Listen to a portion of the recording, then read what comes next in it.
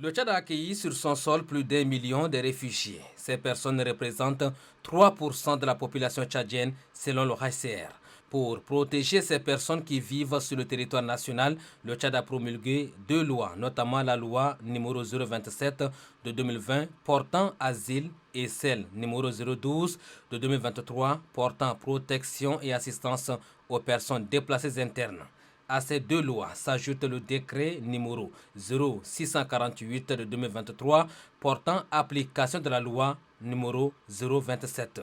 En vue de vulgariser cette loi et son décret d'application auprès de diverses couches sociales, le Haut Commissariat des Nations Unies pour les réfugiés a vanté le mérite du Tchad pour son hospitalité légendaire. Ceci nous permet de mieux saisir le sens de l'hospitalité extraordinaire du Tchad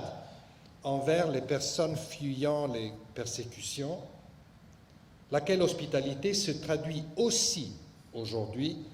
par cet événement qui permet de célébrer l'adoption de la toute première loi d'asile du pays et de son décret d'application. Le ministre de l'administration du territoire, de la décentralisation et de la bonne gouvernance, Liman Mamad, qui a ouvert les assises, réitère la volonté du Tchad quant à la sécurité des réfugiés et des personnes déplacées internes. Une occasion pour lui de faire des plaidoyers auprès de la communauté internationale. Je lance en conséquence un appel à la mobilisation internationale en vue de soutenir les efforts du gouvernement à faire face convenablement